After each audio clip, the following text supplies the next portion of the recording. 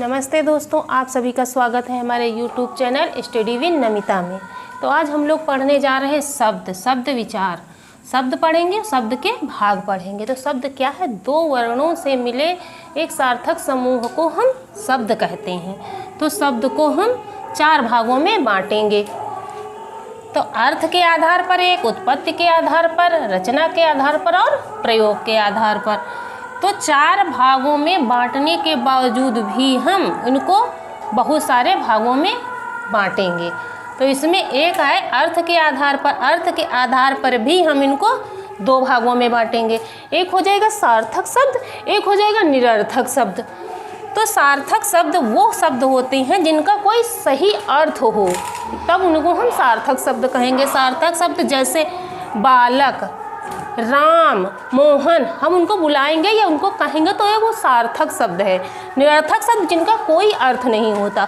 जैसे हम लोग कहीं जा रहे हैं तो कहेंगे आ चले टहलने वहलने, तो वहलने क्या है? एक निरर्थक शब्द है। चाय वाय, खाना वाना, तो ये सब निरर्थक शब्द होते हैं। चाय हो गया सार्थक, वाय निरर्थक शब्द। तो ये निरर्थक शब्द के अंतर्गत आते हैं। तो सार्थक शब्द के अंतर्गत भी हम इनको चार भागों में बांट देंगे। एक हो गया एकार्थी शब्द, अनेकार्थी शब्द, पर्यायवाची और विलोम शब्द। एकार्थी शब्द वो होते हैं जिनका एक अर्थ यानी एक अर्थ निकलता हो। शब्द जैसे हम कहेंगे पेड़, पेड़ कहा तो इसका अर्थ एक है। पेड़ को हम और कुछ नहीं कह सकते ना, पेड़ कह सकते हैं। तो वो हो गया एकार्थी शब्द के अंतर्गत आ जाएगा। अनेकार्थी शब्द, अनेकार्थी शब्द वो शब्द होते हैं जिनके कई अर्थ होते हैं। जैसे हम कहेंगे भेद, भेद को हम और भी कह सकते हैं। जैसे भेद कहा हमने, भेद को रहस्य भी कह सकते हैं। रहस्य, हम इसको भाग भी कह सकते हैं, भाग। तो ऐसे ये शब्द अनेकार्थी शब्द के अंतर्गत आएंगे। अब हो गया पर्यायवाची शब्द।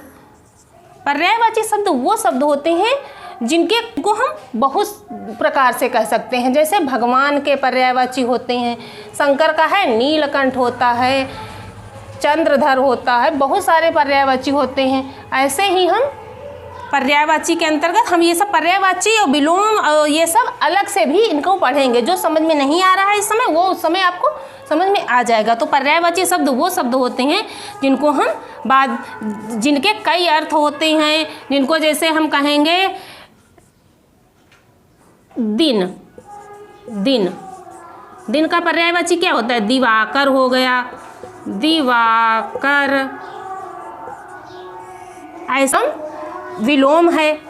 विलोम को करेंगे उल्टा। विलोम का अर्थ होता है उल्टा, उल्टा यानी जैसे दिन का हो गया रात, ऊपर का हो गया नीचे, मोटा का पतला। ऐसे ही हम विलोम होते हैं। उल्टे जो शब्द को उल्टा कर दें उसको विलोम कहा जाता है। तो ये हो गया सार्थक शब्द के अंतर्गत। निरर्थक शब्द तो आप समझ ही गए होंगे जिनका कोई अर्थ नहीं होता। तो अब हम जाते हैं उत्पत्ति के आधार पर। उत्पत्ति के आधार पर हम तत्सम शब्द, तत्भव शब्द, देशज शब्द, विदेशज शब्द और संकर शब्द। तत्सम शब्द क्या होते हैं? तत्सम शब्द वो शब्द होते हैं जो संस्कृत भाषा से सीधे हमारे भाषा में आए हैं, उनको हम तत्सम शब्द कहेंगे। जैसे कि हम कहेंगे ताम्र, ताम्र यानी तांबा होता है, ताम्र को हम कहेंगे वो हो गया तत्सम शब्द। तांबा कह दिया तो वो हो गया तत्भव शब्द। तत्भव शब्द वो होते जो हिंदी में बोले जाएंगे और जो संस्कृत से सीधे उठ के हम लोगों की भाषा में आ गए हैं वो हम तत्सम शब्द के अंतर्गत आ जाते हैं। बहुत तत्सम तो आपकी समझ में आ गया होगा। देशज शब्द, देशज शब्द वो शब्द होते हैं जो हमारे देश में हमारे यहाँ बोले जाते हैं। हम लोगों की भाषा में जो शब्द आते हैं उनको हम देशज शब्द कहेंगे। जैसे कि हम लोग कह देंगे बाल्टी, जूता, ये क्या है? देशज शब्द जो हम लोग रोज बोलते हैं, हम लोगों की भाषा में जो आए हुए हैं वो हो गए देशज शब्द। और जो विदेशज शब्द, विदेशज शब्द वो शब्द होते हैं जो हमारे विदेश से आए हों। जैसे अंग्रेजी, फारसी, चीनी, जो चाइनीज वर्ड होते हैं, ये सब होते हैं विदेशज शब्द। विदेशज शब्द में जैसे हम लोग चाइना का ले लें, चीनी है, चाय है, ये सब विदेशी शब्द हैं, चाइना से आए हुए हैं।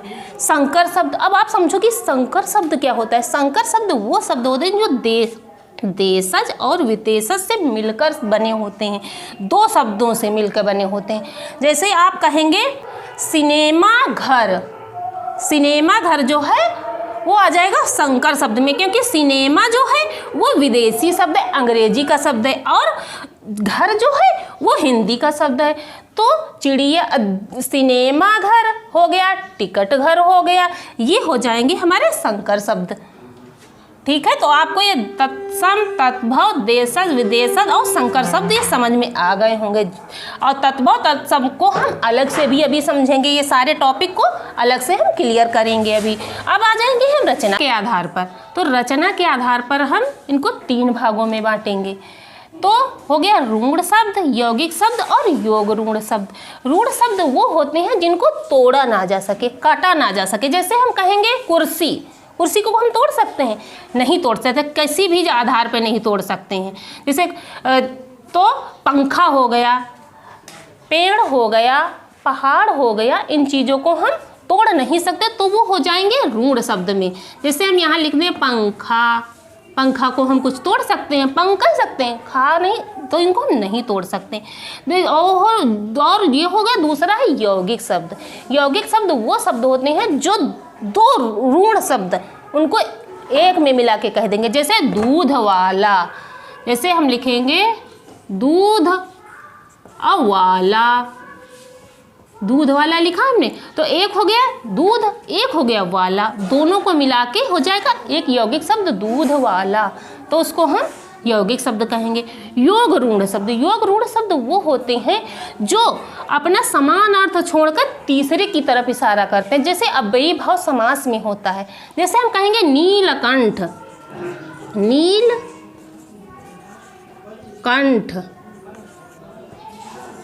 नीलकंठ कहा हमने, तो नीलकंठ किसको कहेंगे? शंकर भगवान को हम लोग कहते हैं, शंकर भगवान को। तो अगर नीलकंठ कहा तो शंकर भगवान को। ऐसे हम चतुर्भुज, चतुर्भुज किसको कहेंगे? विष्णु जी को।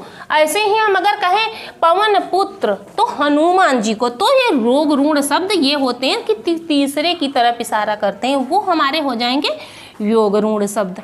तो अब हम देख लेते हैं, अब हम देखते हैं प्रयोग के आधार। प्रयोग के आधार पर हम 2 भागों में बांटेंगे, विकारी शब्द और अविकारी शब्द।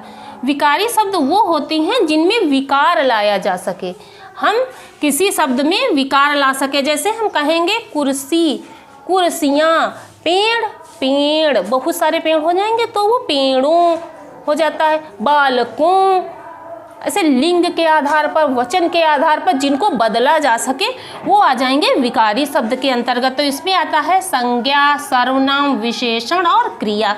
इनको हम, ये बड़े बड़े टॉपिक हैं, उनको एक एक करके हम आपको समझाएंगे अगली वीडियो में। तो अब देखते हैं अविकारी शब्द। अविकारी शब्द वो होते हैं जिनको हम बदल नहीं सकते, जिनको विकार नहीं हो सकता जिनमें। जैसे हम तथा है, और है, इनको कहीं कुछ कर सकते हैं? नहीं कर सकते। जैसे राम और श्याम, तो हम और को बदल सकते हैं? नहीं बदल सकते। तथा को नहीं कह सकते हैं।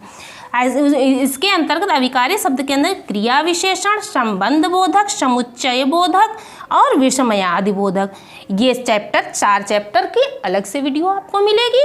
और जो भी समझ में अगर आपके नहीं आया हो उसको आप हमें कमेंट करके बताइए, मैं आपको समझाऊंगी और उस पर वीडियो ज़रूर बनाऊंगी।